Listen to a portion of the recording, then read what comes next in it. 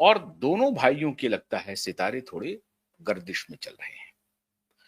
और इसी बात को लगातार पावर गैलरी में लोग डिकोड करने की कोशिश कर रहे हैं कि आखिर ये माजरा क्या है।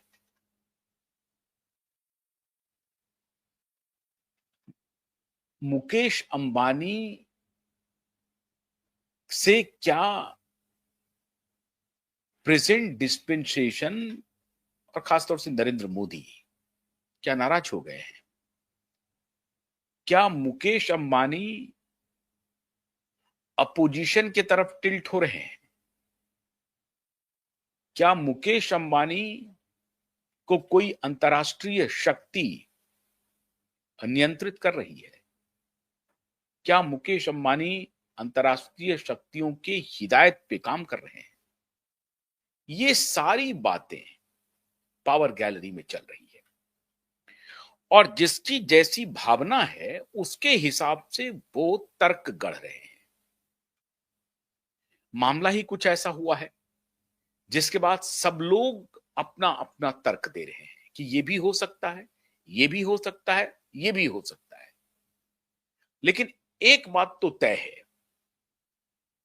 जो कुछ भी पिछले दिनों हुआ है, अगर वो वाकई में उसी तरह से चलता रहा तो मुकेश अंबानी के लिए वास्तव में बहुत कठिन दिन आने वाला है। और फिर इसका वो कैसे मुकाबला करेंगे ये वही जानते हैं।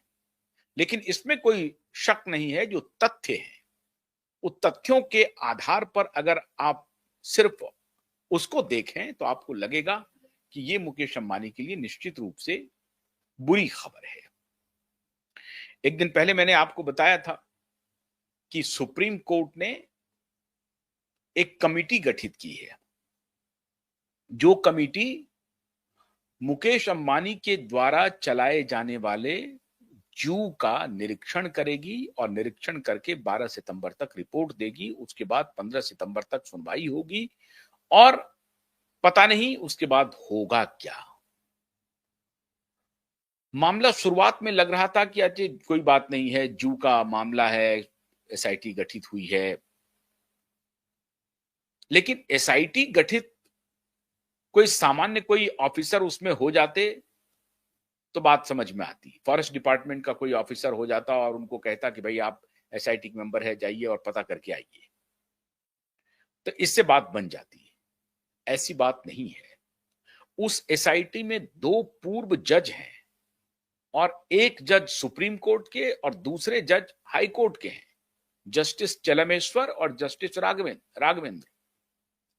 और उसके बाद कस्टम डिपार्टमेंट के एक हैं और फिर मुंबई के पुलिस कमिश्नर हैं। लेकिन आज मैं आपको इस एसआईटी के ऊपर अधिक बात नहीं करूंगा।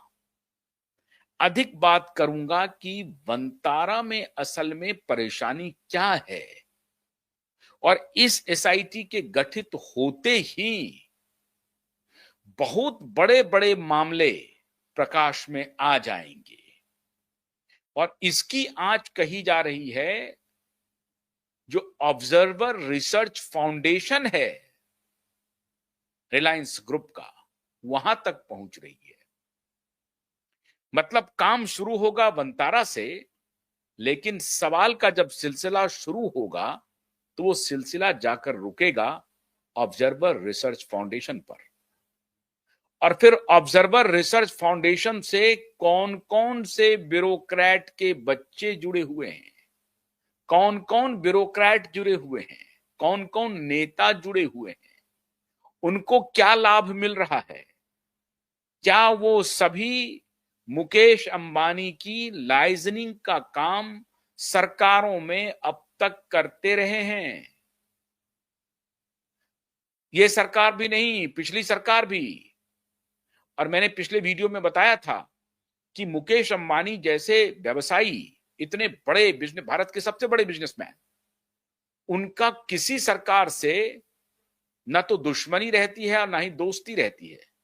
अगर रहती है तो मोटे तौर पर अच्छे संबंध रहते हैं। आप उसे दोस्ती ना भी कहें, व्यावसायिक रिश्ते अच्छे रहते हैं। और मुकेश अंबानी कि पूरी अंबानी कंपनी, बल्कि धीरूभाई अंबानी के जमाने से इनको ये हुनर है कि सरकारों को साध कर कैसे चला जाता है, सरकारों से अच्छे रिश्ते बना करके बिजनेसमैन को कैसे चलना मजबूरी होती है, ये बात धीरूभाई अंबानी जैसे बिजनेसमैन ने पहले ही सिखा दिया था कि सरकारों को साध करके चलिए, सरकारों को तुष्ट करके चलिए, संतुष्ट करके चलिए, लेकिन चलते रहिए सरकार के साथ ही, सरकार के खिलाफ जाने की जरूरत नहीं है। सरकार बदल गई तो फिर बदल जाइए, आप उनके साथ हो जाइए, फिर दूसरी सरकार आ जाए फिर उनके साथ हो जाइए। मतलब अपनी प्रतिबद्धता किसी एक राजनीतिज्ञ को ध्यान में रखते हुए उनके साथ करके बैठे मत रहिए, इसका नुकसान होगा। ये सीख माननीय धीरूभाई अंबानी ही दे करके गए थे। कभी कभी लोगों को लगता है कि फलाने नेता के साथ फलाने व्यवसायी का बड़ा अच्छा संबंध है। यहां पर इस बिजनेसमैन के लिए वो व्यक्तिगत रिश्ता महत्वपूर्ण नहीं है। मैं आपको एक उदाहरण देता हूं। कुछ दिन पहले इसी सरकार के किसी कैबिनेट मिनिस्टर के यहां एक फंक्शन था, शादी थी। उस शादी समारोह में बड़े नेता आ गए थे, सारे लोग आए। गौतम अदानी को भी मैंने देखा और अंबानी के भी नुमाइंदे थे।